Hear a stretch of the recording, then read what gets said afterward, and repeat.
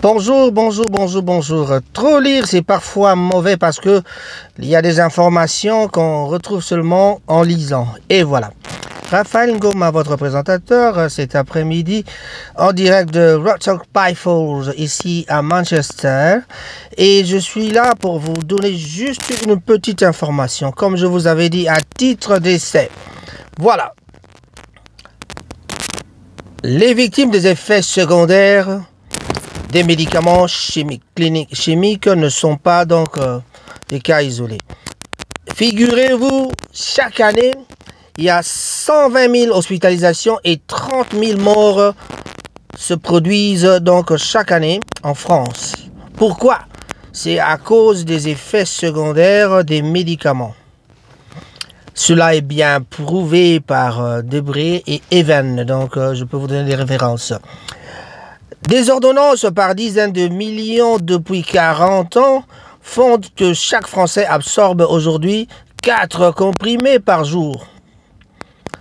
La première consommation mondiale de médicaments, donc ce sont les Français. Alors que faisons-nous? Nous continuons donc à nous bourrer de matières chimiques.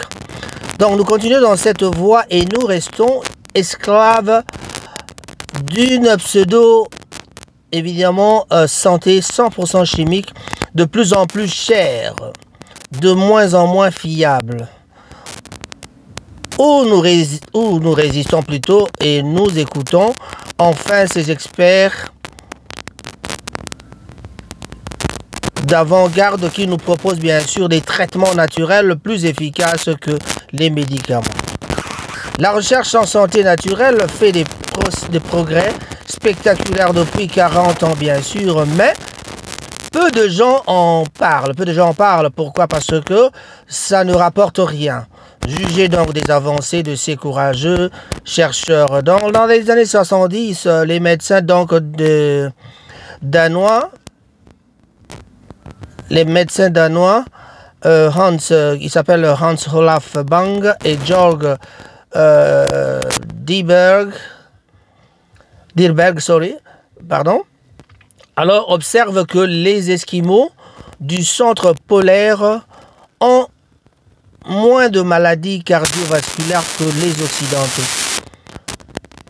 Pourtant, ils se nourrissent de graisse et de phoques, de poissons sauvages. Gras tout à fait.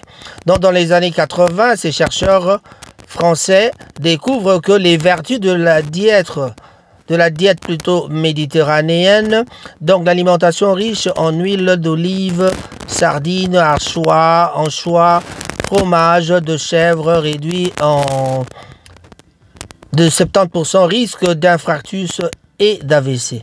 Voilà, donc c'est une préparation de la prochaine émission, donc je vais vous parler de ce qu'on peut vraiment manger, ce qu'on peut vraiment faire pour être immunisé. Et puis voilà, l'immunisation est très importante. L'immunisation est très importante, donc veuillez donc vous immuniser en mangeant des aliments sains, des aliments bien, des trucs bio. Voilà pourquoi il y a certaines personnes qui sont vieux. Et il y en a qui sont vieux déjà par la forme physiquement, donc ils sont déjà vieux. Et il y en a qui se présentent comme étant jeunes alors qu'ils sont vieux. Eh bien voilà, c'est le cas de votre présentateur Raphaël Ngoma. Et voilà, on en parlera prochainement.